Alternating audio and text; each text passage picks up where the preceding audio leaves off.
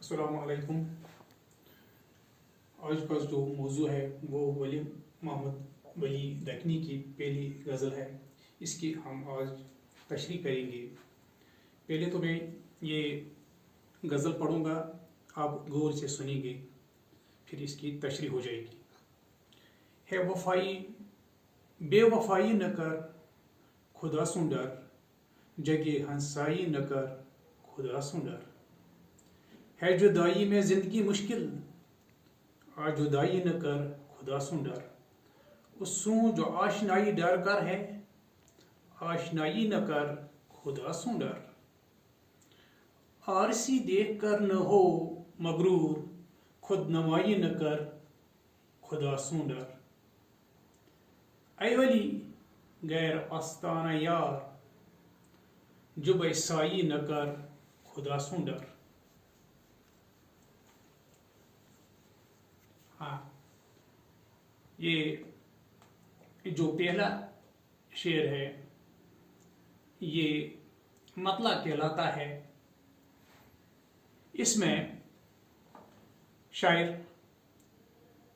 वली मोहम्मद वली दकनी अपने महबूब से फरमाते हैं कि मुझसे बेवफाई न करना, ऐसा करने से लोग हंसेंगे, मुझ पर ताने देंगे, इसलिए खुदा से डरो, वफादार बन जाओ, मोहब्बत का जवाब मोहब्बत से दे दो, वरना जाके हंसाई होगी।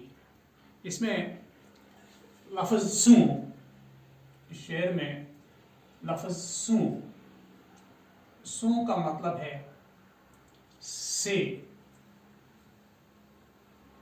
ये अल्फाज अब मतरूक हो चुके हैं। मतरूक का मतलब है कि अब इनका इस्तेमाल नहीं होता है। जग दुनिया से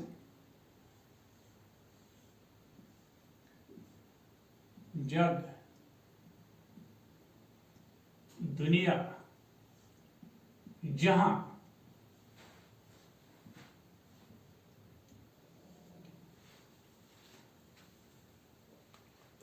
अब आपने ये इसकी तशरीह सुनी होगी कि यहाँ इस मतला में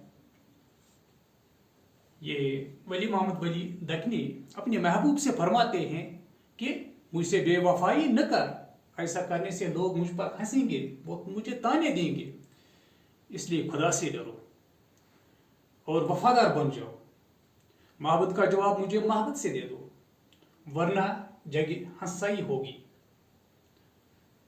वरना जगह हंसाई होगी। शेर नंबर 2। है जुदाई में जिंदगी मुश्किल, आज जुदाई न कर खुदा सुन डर।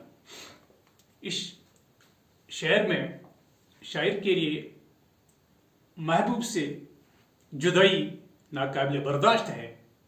वो अपने महबूब से इल्तिमास करता है कि वो ये दूरी खत्म करे, खुदा से डरे और इसके करीब आए, ताकि इसकी जिंदगी जीने के काबिल बन सके।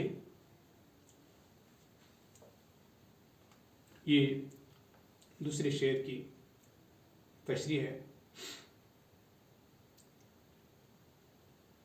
उससे जो आशनाई डर कर है, आशनाई न कर खुदा सुन डर। ये शेर नंबर 3 है। यहां शायर अपने महबूब को तलकीन करते हैं कि वह ऐसे लोगों से मोहब्बत न करे जो इश्क के दर्द से वाकिफ नहीं है, जिनको मालूम नहीं कि इश्क का दर्द क्या होता है और इश्क का मकाम क्या होता है। ऐसा करना गुनाह है, खुदा से डर। यहां लफ्ज है आशनाई,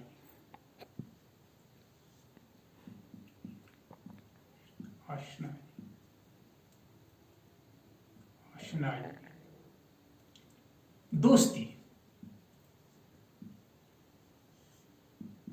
मोहब्बत,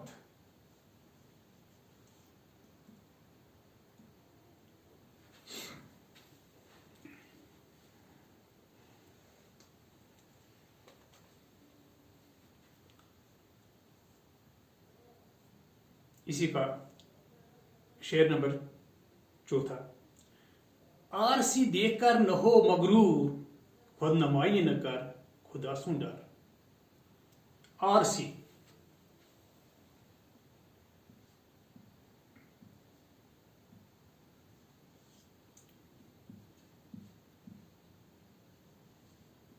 ना,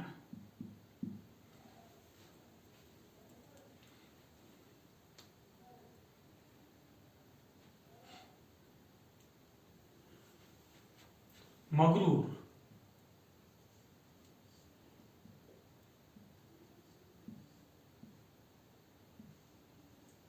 घुमंडी,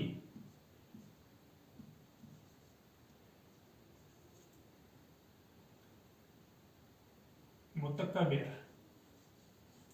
जिसका तकब्बुर हो, जिसका गुरूर हो।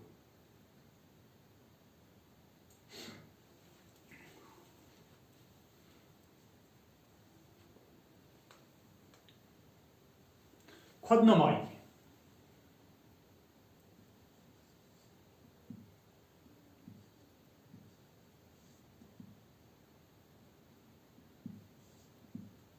अपनी बड़ाई,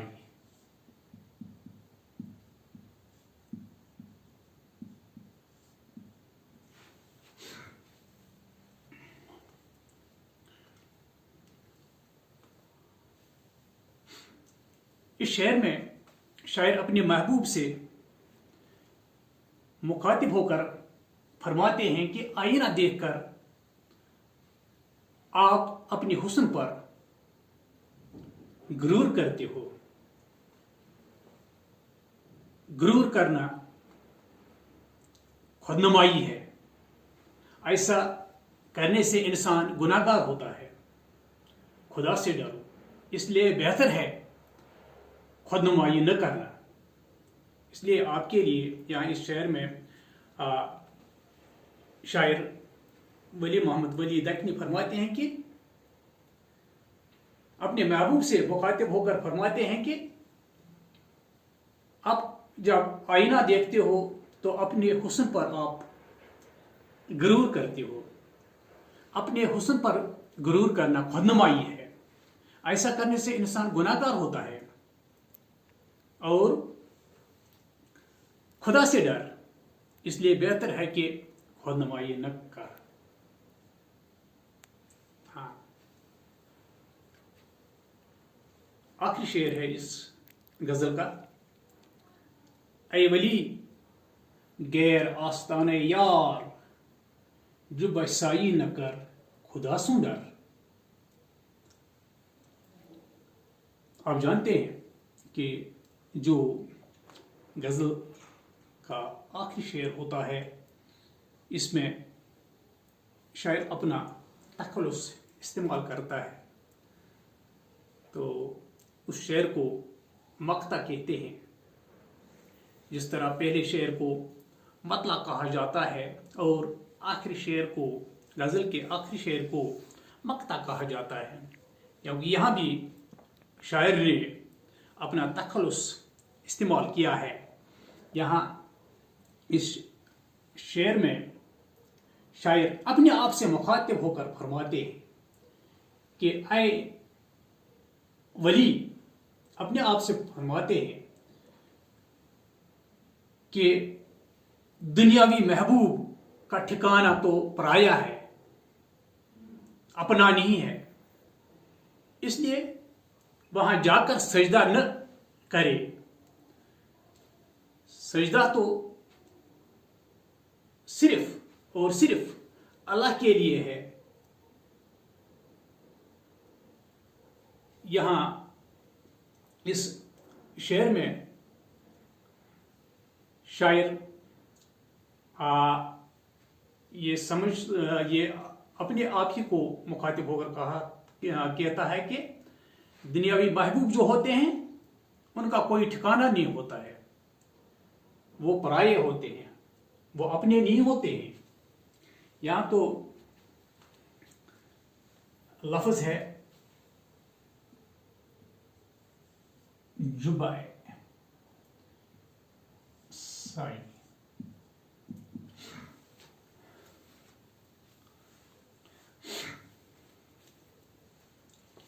जुबाए साई हो गया सजदा करना।